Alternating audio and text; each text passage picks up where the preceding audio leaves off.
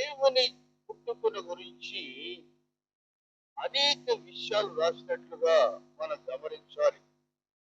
యేసు ప్రభు యొక్క మాటని బైబిల్ గ్రంథములో 900 సార్లు రాసినట్లుగా మనం తెలుసుకోవాలి.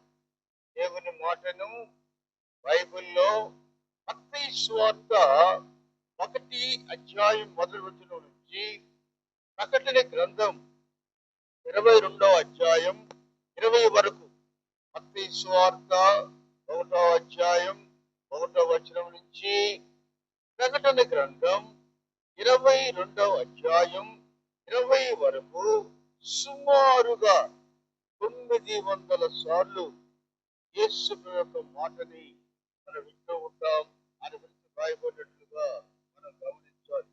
ఎందుకంటే దేవుని ప్రణాళిక ఏమిటంటే, యేసు దేవుడు ఎందుకు ఈ లోకానికి రావాల్సి వచ్చింది మనం చూసినట్లయితే, దేవుని ప్రణాళిక ఏమిటంటే, చక్కటి మాట ఏమిటంటే, God has his own time table.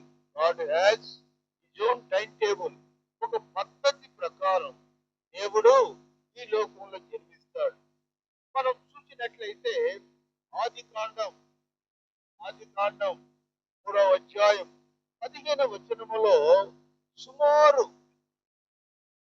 4000 సంవత్సరాల క్రితం స్త్రీ సంతానము కలగబోతుందని, స్త్రీ సంతానము ద్వారా రక్షకుడు రాబోతున్నాడని స్పష్టముగా వ్రాయబడింది.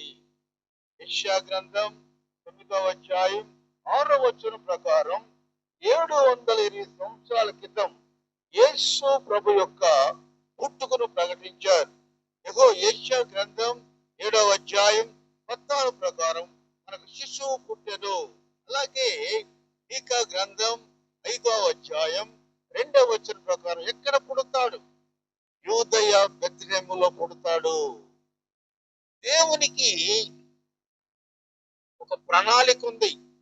ఏమిటి ఆ ప్రణాళిక అంటే, ద్వితీయోపదేశ కాండము 22వ అధ్యాయములో ఒక ప్రధానముకు చేయబడ్డ స్త్రీని ఎవరైనా ఆమెతో ఏమైనా చేసినా అది పాపము కనుక దేవుడు ఏం చేస్తున్నాడంటే మరియని దాచిపెట్టాలి. ఈ యొక్క ఆ సంతానము నుంచి మరియని తీసుకెళ్ళాలి. కాబట్టి దేవుడు ఒక ప్రణాళిక వేసినట్లుగా మనం తెలుసుకోవాలి. ఏమిటి ఆ ప్రణాళిక? పాత రోజుల్లో ఇప్పుడు జనాభా లెక్కలు తీయాలంటే ఆధార్ కార్డు కానీ రేషన్ కార్డు కానీ మనం చూపిస్తే జనాభా లెక్కలో మన పేరు రాస్తారు. ఆ కాలంలో ఆధార్ లేదు, అలాగే పాన్ కార్డు కూడా ఏమి లేదు, అలాగే రేషన్ కార్డు కూడా ఏమీ లేదు. ఇవన్నీ కూడా సుమారు ఒక 30-40 సంవత్సరాలు వచ్చినాయి. కాబట్టి ఎలా జనాభా లెక్కలకు వెళ్ళాలంటే ఏం చేయాలో తెలుసా? మనము మన సొంతూరుకు వెళ్ళి అక్కడికి వెళ్ళి మనము పేరు నమోదు చేసుకోవాలి. అందుకని ప్రపంచంలో మొట్టమొదటిసారిగా యేసు ప్రభు పుట్టక ముందు అగస్టిస్ రాస్ అగస్టిస్ అని ఏం చేస్తున్నాడంటే, జనాభా లెక్కలు తీయమని ఒక దండోరా వేయించినట్లుగా మనం గమనించాలి. ఎవరు ప్రాంతానికి వాళ్ళు వెళ్ళాలి. మనం చూసినట్లయితే మత్తయి సువార్త 1వ అధ్యాయం చూద్దాం. మత్తయి సువార్త 1వ అధ్యాయం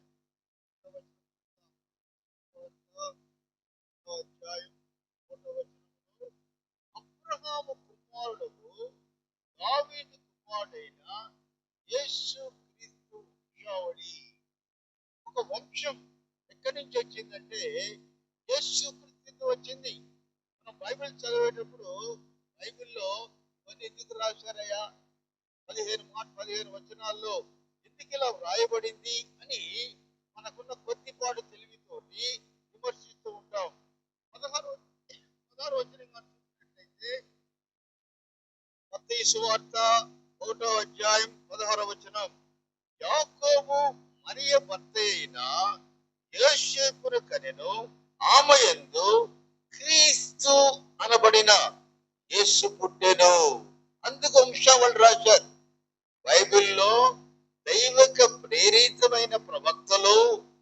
దేవుని సేవకులు రాశారంటే అది దేవుని మాటలే, దేవుని మాటలే.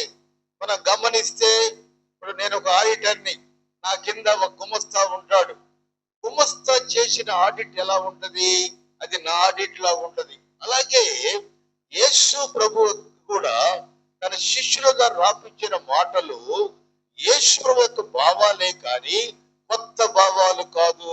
రాసిన వాడి ఉద్దేశం అసలు కానే కాదు. కాబట్టి మనం గమనించినట్లయితే యేసు ప్రభు పుట్టక మునిపే అనేక వాక్యాలు ఆయన నుంచి వ్రాయబడినట్లుగా మనం తెలుసుకోవాలి. మనం చూద్దాం, రోమన్ చక్రవర్తి క్రైస్ట్ అగస్టస్ వాడు రాజుగా ఉన్నప్పుడు గవర్నర్ కి ఒక ఐడియా ఇచ్చాడు. గవర్నర్ అతని పేరు కురేనియు. మన 2వ అధ్యాయం 2వ వచనంలో పేరు ఉంటది. క్రైస్ట్ అగస్టిస్ కురేనియు అనే గవర్నర్ ద్వారా ఒక తాకీదు పంపిస్తాడు. ఏమిటా తాకీదు అంటే, ప్రతి ఒక్కళ్ళు కూడా తమ గ్రామానికి వెళ్ళి ఆ యొక్క పేరుని నమోదు చేసుకోవాలి. దేవుని ప్రణాళిక ఏమిటంటే, దేవుడు తన బిడ్డల్ని కాపాడుకుంటాడు.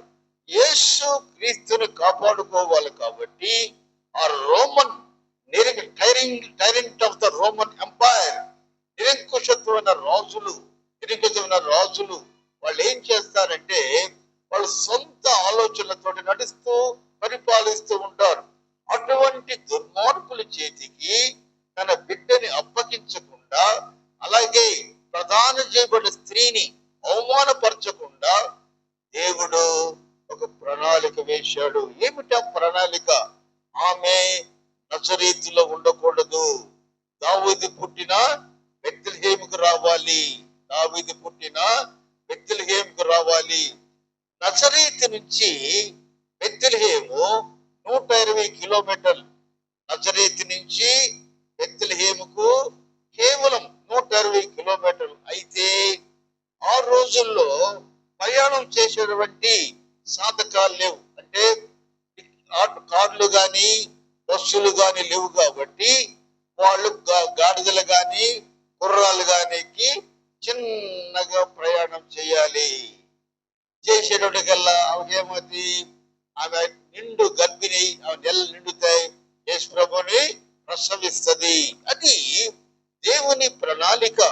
అందుకే ఇక్కడ యేసు ప్రభు మరియ యేసేపు ఒక గాడిదనెక్కి నజరేతు నుంచి బెత్లెహేము వెళ్ళినట్లుగా, మన బెత్లెహేము అనే ప్రాంతం దాన్ని ఏమంటారంటే రొట్టెలిల్లు అంటారు. బెత్లెహేము అంటే ది హౌస్ ఆఫ్ బ్రెడ్ అంటారు, ఇంగ్లీష్ లో ది హౌస్ ఆఫ్ బ్రెడ్ అంటారు. ఆ బెత్లెహేముకి వెళ్ళిన తర్వాత అక్కడ ఏం జరిగిందో తెలుసా? ఆమె ప్రసవ దినములు నిండెను కనుక తన తొలి చూలు కుమారుని కని పొత్తి గుడ్డలతో చుట్టి సత్రములో వారికి స్థలము లేనందున ఆయనను పశువుల తొట్టిలో పరుండబెట్టెను. ఇక్కడ ఎందుకు మనకి ఇన్ని వాక్యాలు చెప్తున్నామంటే, దేవుని ప్రణాళిక. బాప్తిస్మం అంటే యోహాన్ యేసు ప్రభుకు బాప్తిస్మం ఇచ్చిన తర్వాత యొర్దాను దేశములో యేసయ్యకి బాప్తిస్మం ఇచ్చిన ప్రాంతములో 7 అంతస్తుల బిల్డింగ్ కట్టారు. ఎందుకు? ఈ నదిలో, ఈ ప్రాంతములో యేసు ప్రభువు బాప్తిస్మం తీసుకున్నాడు. అలాగే యేసు ప్రభు ఎక్కడ పుట్టాడు? కొన్నిసార్లు మీకు చెప్పాను, గుర్తుండొచ్చు. బెత్లెహేమా, యూదయ బెత్లెహేము 2 ఉన్నాయి. యెరూషలేములో 2 ఉన్నాయి. బెత్లెహేము, యూదయ బెత్లెహేము ఉంది. యూదయ బెత్లెహేములో సుమారు 200 అడుగుల దూరములో యేసు దేవుడు జన్మించాడు. ఆ బిడ్డను తీసుకొని సత్రములోకి వచ్చి స్థలము లేనందున పశువుల పాకలో ఆ బిడ్డని పరుండబెట్టాడు. అంటే దేవుడు ఒక ప్రణాళిక ద్వారా అక్కడ ఏమైందంటే, ఒక ప్రణాళిక ద్వారా బిడ్డని కాపాడుకున్నాడు. కాబట్టి మనము కానీ దేవునితో ఉంటే, మనము కూడా దేవునితో సంబంధాలు కలిగి ఉంటే మనల్ని కూడా ఆయన కాపాడుతాడు. ఎలా కాపాడుతాడు తెలుసా? నీకు ఒక యాక్సిడెంట్ జరగక ముందు ఎలా అనిపిస్తుంది? ఏముందయ్యా అనిపిస్తుంది. యాక్సిడెంట్ జరిగిన తర్వాత నీ కళ్ళ కట్టినట్టుగా నీకు మొత్తం ఏం జరుగుతుందో కనిపిస్తుంది. మనం చూసినట్లయితే రాత్రి 11:40కి విజయవాడ నుంచి గుంటూరు దాటి ఆ ప్రాంతానికి వెళ్ళినప్పుడు ఎంతో మంది ఆ మంచులో యాక్సిడెంట్ జరిగింది. 11:40 రాత్రికి. నేను 12:30కి ఒంగోలుకు వచ్చాను. దేవుడు మనల్ని రెక్కల కింద కాపాడుతాడు. అందుకే యెరూషలేమా యెరూషలేమా ఎన్నో మందిని పిలిచితిని గాని నువ్వు రానోళ్ళతివి. నేను నిన్ను కోడి తన రెక్కల కింద బిడ్డల్ని ఎలా కాపాడుతానో నేను అలా కాపాడుతానని యేసు దేవుని యొక్క ప్రణాళిక. ఎప్పుడు కూడా మనం మరణానికి భయపడకూడదు, చావుకు భయపడకూడదు. అది ఆటోమేటిక్ గా వస్తుంది. ఆటోమేటిక్ గా నేను లింగమ్మ ఇంకా జీవించున్నామంటే అది దేవుని కృప. దేవుని కృప. అక్కడ ఎంతమంది చనిపోయారు చిన్నపిల్లలు. చాలా వాళ్ళకి కొంచెం బలం కూడా ఎక్కువలే. ఒక మాట కూడా చెప్పాలి మళ్ళా. కాబట్టి ఇక్కడ ఏం జరిగిందంటే మేము ఇంతకాలం జీవించామంటే కేవలం అది దేవుని కృప. ఇక్కడ చూద్దాం, మనం చూద్దాం. ఆ దేశములో కొందరు గొర్రెల కాపర్లు పొలములో ఉండి రాత్రి వేళ మందను కాచుకొనుచుండగా. ఇక్కడ దేవుని విషయం చూద్దాం. యేసు ప్రభువు యూదయ బెత్లెహేము ఎదురుగా పుట్టిన తర్వాత ఆయన పరుణ పెట్టారు. తర్వాత ఏమైందంటే పరలోక సైన్యం, దేవతల సమూహం, దేవతల సమూహం. ఎందుకు అంత గట్టిగా మనం చెప్పగలుగుతున్నామంటే యేసు దేవుడు తన చివరి క్షణాల్లో ఆయన ఒంటరిగా శిలువ మీద భయంకరమైన శిక్ష అనుభవిస్తూ ఆయన దాహం వేసినప్పుడు చిరక నోటికి ఆయనకు అంటించినప్పుడు నేను తప్పికొని ఉన్నాను అనే మాట మాట్లాడిన తర్వాత దేవుడి దగ్గర ఒంటిలో రక్తము లేదు, నీరు లేదు. భయంకరమైన పరిస్థితుల్లో దేవదూతల సమూహం ఆకాశము నుంచి యెహోవా దేవుని కుమారుని చూస్తూ ఉన్నారు. కానీ అతను చనిపోకపోతే నీకు నాకు నిత్య జీవం మళ్ళా రాదు కాబట్టి, పునరుద్ధానం మళ్ళా కలగదు కాబట్టి యేసు ప్రభు తప్పక చనిపోవాలి. ఒక్క దేవదూత ఒక్కసారి 1,80,000 చంపేస్తుంది. 2వ రాజుల గ్రంథం 18వ అధ్యాయం 35వ వచనములో స్పష్టముగా రాశారు. 2వ రాజుల గ్రంథం 18వ అధ్యాయం 35వ వచనం. ఒక్క దేవదూత ఒక్కసారి 1,80,000 చంపేస్తుంది. యేసు ప్రభు గారిని తలుచుకుంటే దేవతల సమూహం ఉంది పైన, వారందరు కిందకు వచ్చారంటే రోమన్ సామ్రాజ్యం ఆగదు. కానీ దేవుడు మరణించాలి. ఆయన మరణించకపోతే, ఆయన రక్తములో మనం కడగబడకపోతే మనము పునరుద్ధాన నిరీక్షణ లేదని గమనించి పౌలు అంటాడు, క్రీస్తు పునరుద్ధానము కాకపోతే నా ప్రయాస వ్యర్థమే, నేను చేసే సేవ కూడా వ్యర్థమే. కాబట్టి దేవుని మాటలు మనం గమనించినట్లయితే అక్కడ యేసు ప్రభు పుట్టాడు. ఆ విషయాన్ని మొట్టమొదటిసారి దేవదూతలు ప్రకటిస్తూ ఉన్నారు. ఎవరికి ప్రకటిస్తున్నారో తెలుసా? మందని కాచే వాళ్ళతోటి. మందని కాచే వాళ్ళతోటి అంటే ఏ కొంచెం లెగిచి ఎవరైతే పని పాటలు చేసుకుంటారో వాళ్ళకే దేవుడు కాపాడుతాడు. 8:30కి లెగిసి ఏమండి పెట్టి కాపిస్తామని భార్యలు కాపాడరు. ఎవరిని కాపాడుతారు? వేకుజామున లెగిసి పని పాటలు చేసుకున్న స్త్రీల్ని దేవుడు కాపాడుతాడు. అలాగే ఇక్కడ మందని వాడు తెల్లదోలు కాచుండగా దేవదూత ఒక వర్తమానం ఇచ్చింది. ఏమిటా వర్తమానం? శుభవర్తమానం. దావీదు పట్టణమందు నేడు రక్షకుడు మీ కొరకు పుట్టి ఉన్నాడు, ఈయన ప్రభువు అయిన యేసుక్రీస్తు. మనం గమనించినట్లయితే ఆయనకిష్టులైన మనుషులకు భూమి మీద సమాధానము కలుగునుగాక. ఆయనకి ఇష్టం కావాలి. నీ ఇష్టం నా ఇష్టం కాదు, ఆయనకి ఇష్టం కావాలి. ఒక మందని కాచినట్లుగా మనం గమనించాలి. ఎవరైతే తమ మందను కాచుకుంటారో చూద్దాం. జకరియా సుమారు సంవత్సరాలు గాడ్ వాజ్ సైలెంట్.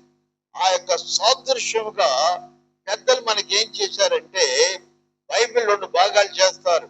కొత్త నిబంధన గ్రంథం, పాత నిబంధన గ్రంథం. మధ్యలో తెల్ల కాగితం పెడతారు. ఎందుకంటే ఇట్ ఇండికేట్స్ గాడ్ సైలెంట్నెస్. ఆయన సైలెంట్ గా ఉన్నాడని ఒక గుర్తు కొరకు తెల్ల కాగితం పెడతారు. కాబట్టి 400 సంవత్సరాలు ఆయన మాట్లాడలేదు. అయితే ఒక సేవకుడు, ఎందుకు ఈ మాట నొక్కొక్కు చెప్తున్నానంటే, గొర్రెలు కాపరులు మందను ఎలా కాస్తూ ఉన్నారో, సంఘ కాపరి తన మందల్ని కాయాలి. యేసుప్రభు ఎక్కడ ఉంటాడో తెలుసా? యేసుప్రభు ఎక్కడ ఉంటాడంటే చర్చిలో కానుకలు పెట్టే దగ్గర కూర్చొని ఉంటాడు. యేసు ప్రభు సంఘములో, ఆలయములో కానుకలు పెట్టే దగ్గర కూర్చుంటాడు. ఎందుకు తెలుసా? 2025 కష్టంగా డబ్బులు నొక్కుతారని ముందుగానే తెలుసుకొని యేసు ప్రభు ఏం చేస్తాడు? కానుకలు పెట్టే దగ్గర కూర్చుంటాడు. అప్పటి నుంచే మొదలైంది దొంగతనం. ఎలా ఉన్నారు? సంఘాన్ని కాయకుండా వాళ్ళు ఏం చేస్తున్నారంటే ఇష్టానుసారమైన జీవితం జీవిస్తున్నారు. అందుకే మనం గమనించినట్లయితే ఎవరైతే సంఘాన్ని కాపాడుతారో వారు దేవునికి ఇష్టలు. జకరియా వృద్ధుడైపోయాడు. ఆయన భార్య వృద్ధురాలైపోయింది. సంతానం లేదు. అప్పుడు దేవదూత వచ్చి ఏమన్నాడు తెలుసా? చక్కటి మాట. లూకా సువార్త 1వ అధ్యాయం 14వ వచనం, 13వ వచనం. అప్పుడు దూత అతనితో, జకరియా భయపడకము, నీ ప్రార్థన వినపడినది, నీ భార్య అయిన ఎలిజబెత్ నీకు కుమారుని కనెను. 8వ వచనం. జకరియా తనని కాపాడుకోవాలి. ఉద్యోగస్తులు ఉద్యోగం చేయాలి. ఇంట్లో వాళ్ళు ఇంట్లో పనులు చేయాలి. ఎవరు పనులు వాళ్ళు చేసినట్లయితే దేవునికి ఇష్టలైన మనుషులుగా ఉంటారు. ఇక్కడ మనం గమనించినట్లయితే ఈయన అడుగుతూ ఉన్నాడు Zechariah, how it is possible? I'm a old man, my wife also advanced in the old age. ఇద్దరు ముసలి వాళ్ళం, ఇది ఎలా సాధ్యమయ్యా? Nothing will be impossible with the god. దేవునికి ఏది అసాధ్యమనేది లేదు. అటువంటి జకరియా బాప్తిసం ఇచ్చిన యోహాను తన బిడ్డగా కన్నాడంటే దానికి కారణం ఏమిటంటే దేవుని యొక్క మాట విన్నాడు, దేవునికి ఇష్టడై ఉన్నాడు. అయితే మనం చూసినట్లుగా మత్తయి సువార్త 2వ అధ్యాయములో మనం చూసినట్లయితే 3000 మైళ్ళ నుంచి ముగ్గురు జ్ఞానులు వచ్చి రాజును అడుగుతున్నారు, wear the Christ was to be born. యూదులు రాజుగా పుట్టిన వాడు ఎక్కడున్నాడు? యేసు ప్రభు పుట్టినప్పుడే రాజు అనిపించుకున్నాడు. యేసు ప్రభు పుట్టినప్పుడే రాజు అనుకున్నాడు. ఎలా క్వశ్చన్ చేశాడో తెలుసా? యేసు ప్రభు అంటే యూదుల రాజు పుట్టిన వాడు ఎక్కడున్నాడు?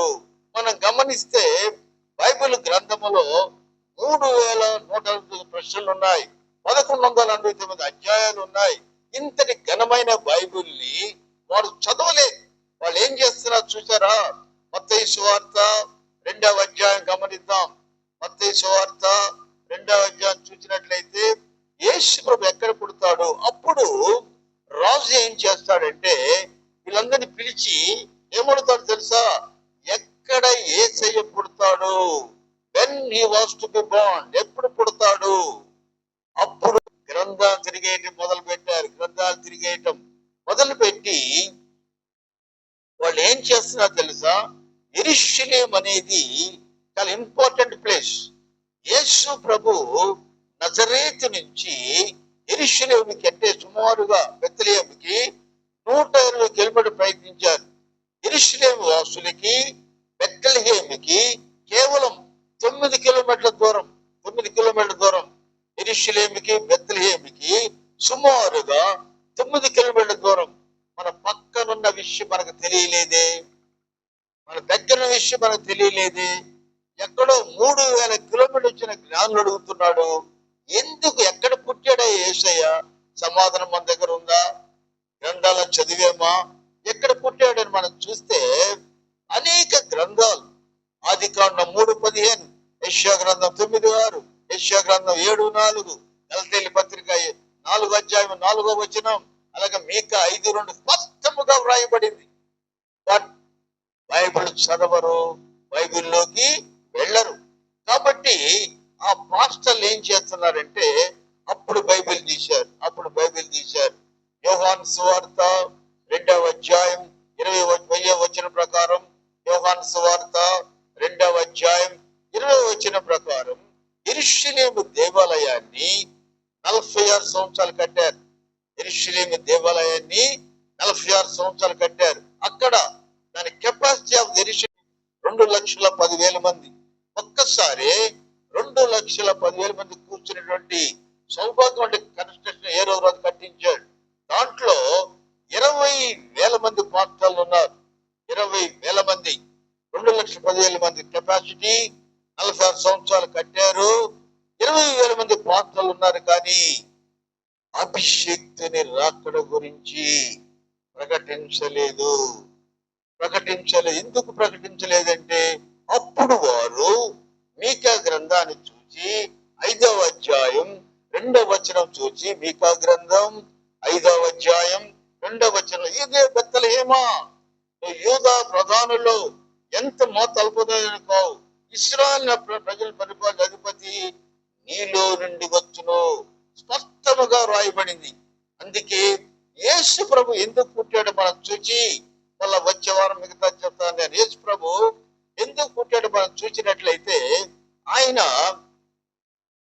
ఎబ్రీయుల పత్రిక 10వ అధ్యాయం చూద్దాం. 10వ అధ్యాయం ఎబ్రీయుల పత్రిక 10వ అధ్యాయం 3వ వచనం, అయితే బలులు అర్పించుట చేత ఏటేట పాపము జ్ఞాపకం వచ్చున్నది, ఎడ్ల యొక్కయు మేకల యొక్క రక్తం పాపములు తీసివేయట అసాధ్యం. మనిషి ప్రాణాన్ని, పరిపూర్ణమైన మనిషి యొక్క ప్రాణాన్ని మనం తిరిగి పొందాలంటే మన పాపాలకు బలిగా పరిపూర్ణమైన మనిషి తన యొక్క ప్రాణాన్ని అర్పించాలి. మనం చూస్తున్నాం, ఒక బలిపీఠం దగ్గరికి వెళ్ళి మనం చేసిన పాపాన్ని బట్టి ఒక దూడను బలిస్తే ఏమవుతుందో తెలుసా? ఏమనుకుంటావు? ఈ పాపకు పోయినది. కానీ మళ్ళా వచ్చే సంవత్సరం మళ్ళా బలిస్తున్నావు అంటే బలి వల్ల పాప పరిహారము కాదు.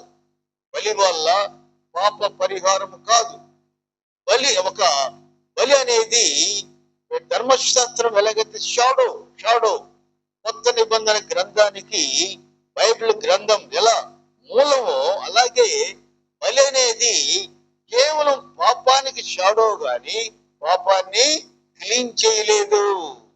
పాపం అనే షాడోలో మనం జీవిస్తూ ఉన్నాం. నీవు నేను మరలా పరిపూర్ణమైన మానవుడుగా తయారు చేయాలంటే ఏం చేయాలో తెలుసా? యేసు ప్రభు పుట్టుకుని నువ్వు నమ్మాలి, ప్రకటించాలి. మనం గమనించినట్లయితే ఇదే మాట కీర్తనలు 40వ కీర్తన 6వ వచనం చూద్దాం. 40వ కీర్తనలో 6వ వచనములో స్పష్టముగా రాయబడింది. ఏమని రాశారు తెలుసా? బలులైనను నైవేద్యములైనను నువ్వు కోరటలేదు, నువ్వు నాకు చెవులు నిర్మించి ఉన్నావు. దహన బలులైనను పాప పరిహార బలులైనను నీకు తెమ్మనలేదు. అప్పుడు పుస్తకపు చుట్టలో నన్ను గూర్చి రాయబడిన ప్రకారం నేను వచ్చి ఉన్నాను. పుస్తకపు చుట్టలో నన్ను గూర్చి రాయబడిన ప్రకారం నేను వచ్చి ఉన్నాను. ఇదే మాట ఎబ్రీయుల పత్రిక 10వ అధ్యాయం 7వ వచనం చూద్దాం. ఇదే మాట ఎబ్రీయుల పత్రిక 10వ అధ్యాయం 7వ వచనం, అప్పుడు నేను గ్రంథపు చుట్టలో నన్ను గూర్చి రాయబడిన ప్రకారం, అప్పుడే వస్తున్నా అన్నాడు. కొన్ని వేల సంవత్సరాల తర్వాత ఏం రాస్తున్నాడో తెలుసా?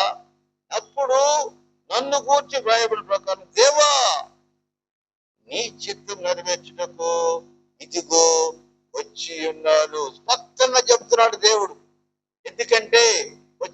ఏం చెప్తానంటే ఆయన వాక్యాలు ఎలా నెరవేరినే చెప్తాను వచ్చేవాడు దేవుడు అవకాశం ఇస్తే.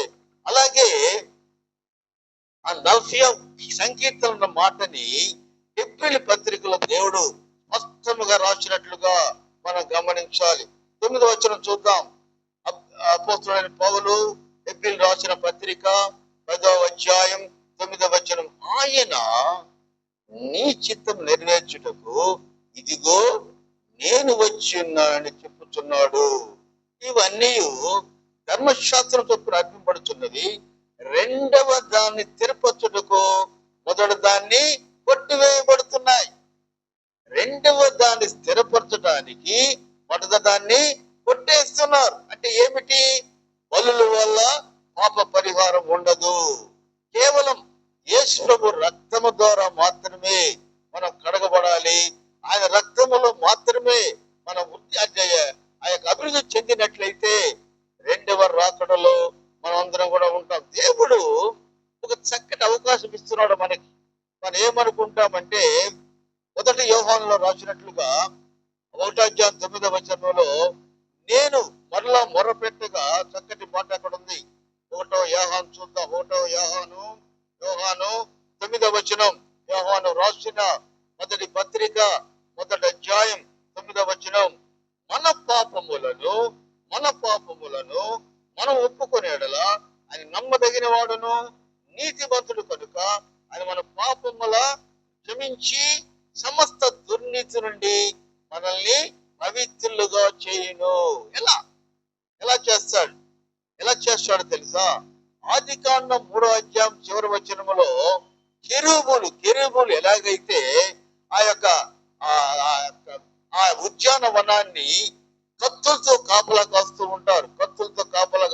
ఎందుకంటే ఆ ఏదెను తోటలో మరలా ఆదాము దొంగతనంగా ఏమైనా ఎంటర్ అవుతాడా? వాళ్ళ ఆదాము గాని దొంగతనంగా ఎంటర్ అయితే ఇప్పుడు ఆయన వయసు ఎంత తెలుసా? 6220 సంవత్సరాలు. మనకే స్థలం లేదు, వాళ్ళకి స్థలం ఎక్కడ ఉంది? కాబట్టి దేవుడు ఏం చేశాడంటే ఆదాముని మరలా ఆ యొక్క ఏదోన తోటకు రాకుండా ఇద్దరు కెరూబులు కాపలా కాస్తాడు. కాపలా కాసిన తర్వాత మరలా దాని ప్రవేశం ఎప్పుడు? యేసు ప్రభు శిలువ మీద రెండవ యేసు ఈ రాజ్యములో నన్ను చేర్చుకో, నేడు నీవు నాతో పరదేశులో ఉందువు. అప్పుడు కత్తులు తెగిపోయినాయి. ఆ 2 కెరూబుల కత్తులు తెగిపోయి నీకు నాకు పరదేశములో స్థానమిచ్చిన యేసయ్య. మరి ఉదయకాలం గమనించినట్లయితే ఆయన ఒక మాట అంటున్నాడు. ఏమిటి ఆ మాట? మనం చూద్దామా? మనం చూసినట్లయితే ఏప్రిల్ పత్రిక 10వ అధ్యాయం 17వ వచనం. ఏప్రిల్ పత్రిక 10వ అధ్యాయం 17వ వచనం. వాని పాపములను వాని అక్రములను ఇక అన్నిటికీ జ్ఞాపకము చేసుకొనను. ఎంత మంచి వరం! మనం కష్టపడి దేవుని మాటలు విని దేవునితో సంబంధం కలిగి ఉన్నట్లయితే దేవుడు ఏం చేస్తాడు తెలుసా? నా పాపాల్ని మనము ఎటువంటి పరిస్థితుల్లో కూడా ఆయన గుర్తించుకోడు. అంటే పాపాన్ని మనం పాపం చేస్తామని కాదు, మన పుట్టుకే జన్మే పాపం. కాబట్టి ఈ పాపం పరిష్కరించబడాలంటే యేసు యొక్క రక్తంలో కడగబడాలి. యేసు పుట్టుక మనకు 3 సందేశాలు ఇచ్చింది. మొట్టమొదటి సందేశం ప్రేమ సందేశం, రెండవ సందేశం శాంతి సందేశం, మూడో సందేశం రక్షణ సందేశం. ప్రేమ సంతోషం అంటే ఏంటి? దేవుడు లోకమును ఎంతో ప్రేమించెను. శాంతి సందేశం అంటే ఆయన ఎప్పుడైతే దేవదూతలు కనిపించి ఆ గొర్రెల కాపలతోటి ఇది మహా ఆనందకరమైన శుభవార్త, మీకు సమాధానం కలుగును గాక. యేసు ప్రభు పుట్టుక మన సమాధానం కలిగినట్లుగా మనం గమనించాలి. మూడవది రక్షణ సందేశం. అపోస్తుడైన పౌలు తిమోతికి రాసిన మొదటి పత్రిక 1వ అధ్యాయం 15వ వచనం. అపోస్తలుడైన పౌలు తిమోతికి రాసిన మొదటి పత్రిక 1:15 పాపులను రక్షించుటకు క్రీస్తు యేసు లోకమునకు వచ్చెను, వాక్యము నమ్మదగినది, పూర్ణాంగీకరమైనదై యోగ్యమైనదై, అట్టి వారిలో నేను ప్రధానుడను. కాబట్టి యేసు ప్రభు ఈ లోకానికి 3 సందేశాలు తీసుకొని వచ్చాడు. చివరగా మనం గమనిస్తే ఎందుకు యేసు రావాల్సి వచ్చింది, మనం చూసినట్లయితే సత్యముల గురించి సాక్ష్యం ఇవ్వటానికి. మనం అపోస్తలుడైన పౌలు తిమోతికి రాసిన మొదటి పత్రిక 3:16 సత్యమునకు స్తంభమై ఉన్నది, ఏమిటో స్తంభం? యేసు దేవుడు. సత్యం యేసు దేవుడే, స్తంభం యేసు దేవుడే. కాబట్టి ఆ సత్యాన్ని గురించి సాక్ష్యం ఇవ్వడానికి నేను లోకానికి వచ్చాను. రెండవ పని ఏమిటంటే పరలోక విషయాలు, పరలోక మర్మాన్ని తెలియచేయడానికి, దేవుని చిత్తాన్ని నెరవేర్చడానికి నేను ఈ లోకానికి వచ్చాను. మూడవది దేవుని యొక్క రాజ్యాన్ని ప్రకటించడానికి. మనం అంటూ ఉంటాం ఏటీఎం పోగానే కార్డు పెట్టిన డబ్బులు వస్తాయి. ఏటీఎంలో డబ్బులు ఉంటే, డబ్బులు లేకపోతే రావు. డబ్బులు కానీ ఉంటే కార్డు పెట్టిన డబ్బులు వస్తాయి. క్రైస్తవుల ఏటీఎం ఏమిటో తెలుసా? క్రైస్తవుల ఏటీఎం ఏమిటంటే మనం గమనించినట్లయితే మత్తయి సువార్త 6వ అధ్యాయం చూద్దాం. మత్తయి సువార్త 6వ అధ్యాయంలో చక్కటి మాట ఉంటుంది.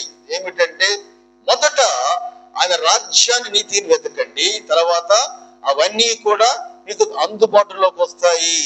ఏటీఎం డబ్బులు పెడితే ఎట్లా డ్రా చేస్తామో మనం ఏం చేయాలి? దేవుని రాజ్యాన్ని గురించి వెతకాలి, దేవుని రాజ్యాన్ని గురించి ప్రకటించాలి. 4వది మన కొరకు చనిపోవటానికి యేసయ్య లోకానికి వచ్చాడు. ఒక చరిత్రకారుడు రాస్తూ ఉన్నాడు. చరిత్రకారుడు ఏమి రాస్తున్నాడు తెలుసా? ప్రపంచములో యేసు ప్రభు మరణం, భయంకర మరణం ఏ మనిషి కూడా అనుభవించలేదు. అటువంటి మరణాన్ని ఎవరు కూడా పొందలేదు.